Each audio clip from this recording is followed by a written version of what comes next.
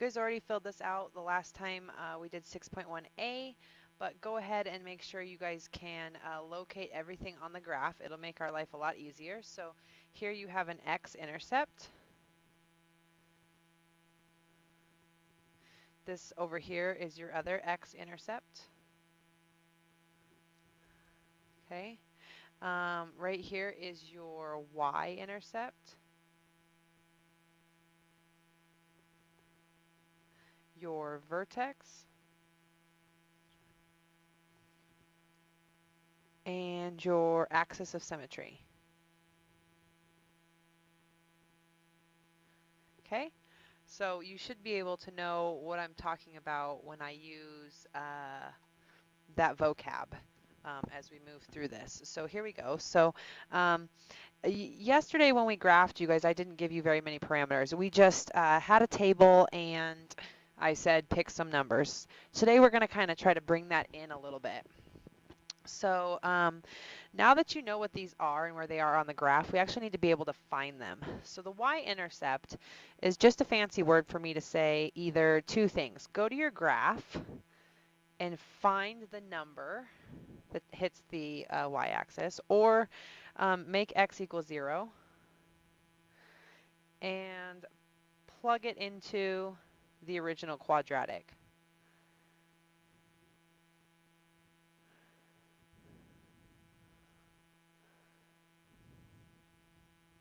I just realized you guys couldn't see everything I was writing. So there's that. And don't worry, I'm uploading these notes so you guys will get those in Google Classroom also.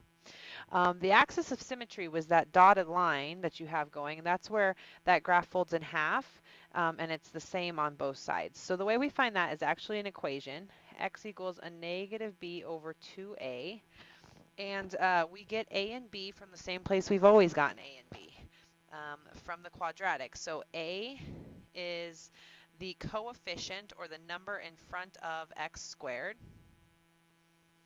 and b is the coefficient or the number in front of just the x. Okay, so we would plug those in and that would give us that number. The vertex is either the minimum or the maximum. If we're talking about a valley, it's the minimum. If we're talking about a mountain, it's the maximum. And the way we find the vertex is we actually take the value that we get from our axis of symmetry and we plug that back into the equation. So we take whatever value we get from the axis of symmetry,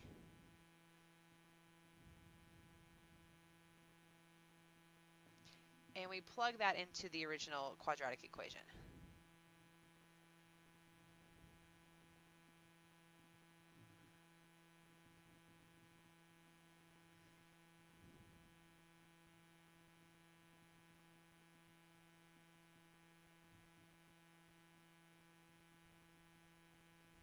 Okay, so that is the vocab. So let's actually go ahead and do an example. So example number 1, graph the following equations. So let's first identify a, b, and c. So a is the coefficient in front of the x squared, so that's 1.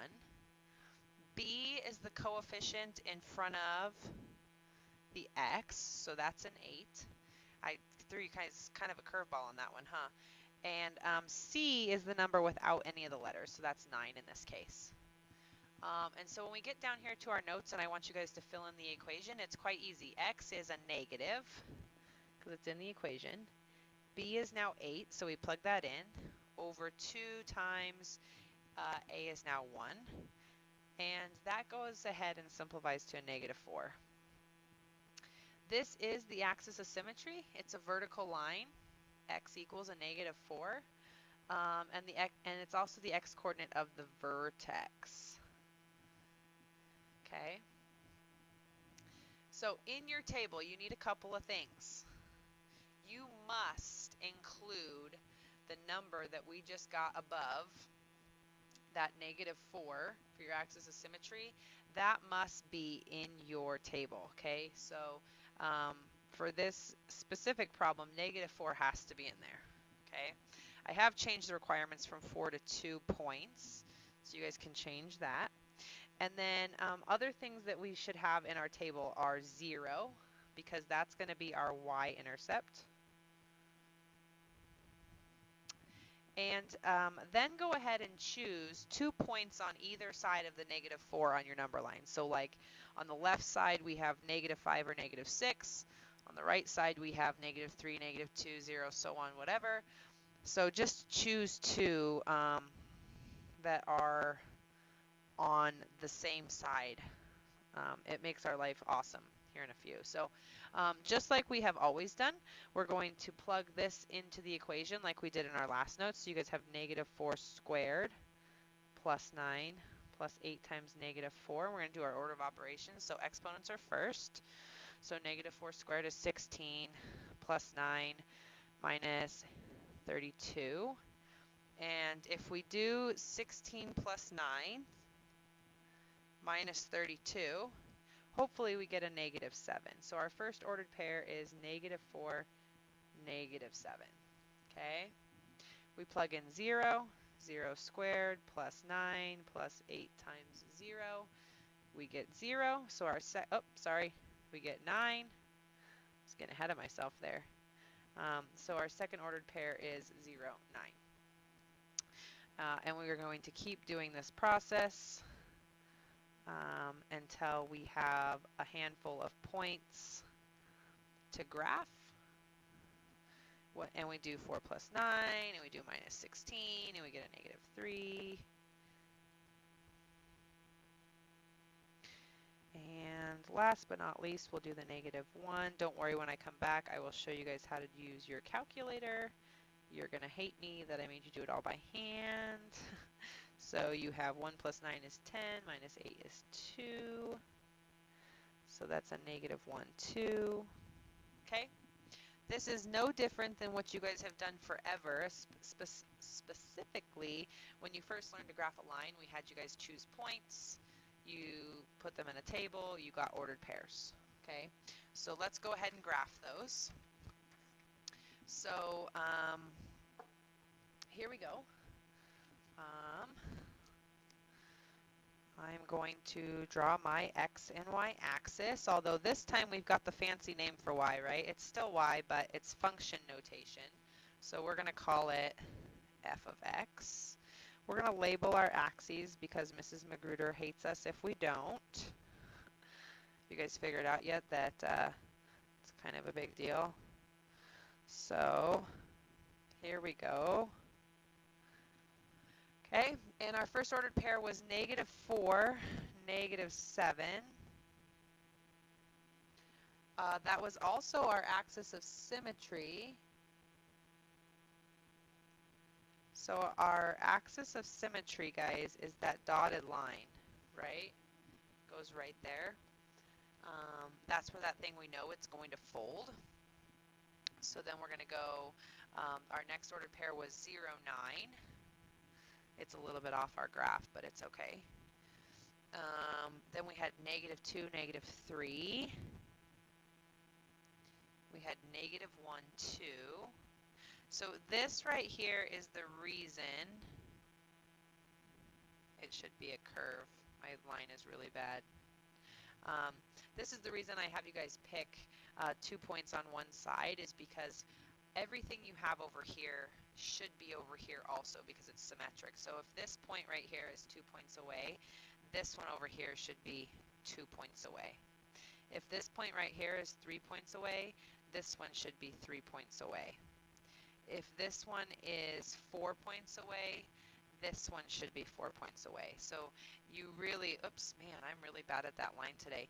You really should get a nice pretty parabola by doing it that way, okay?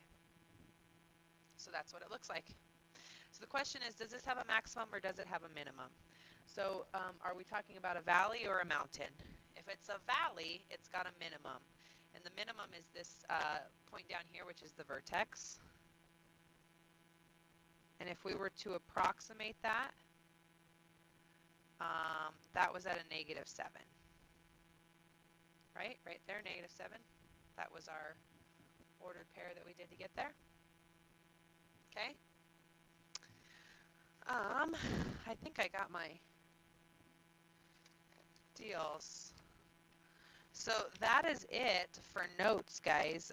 Be aware on the homework, I gave you guys graphs, but I didn't give you tables to fill in. So you're going to have to draw the table.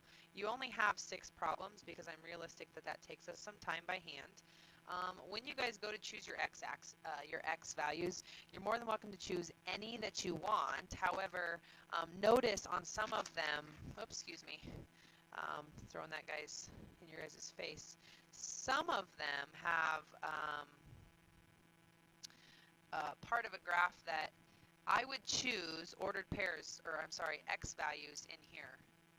Okay, don't choose like 3 and 4. You're going to be way off your graph. So choose x values as part of the graph that I gave you, and that way you'll be where you need to be for those. Okay, and then as always, we have some awesome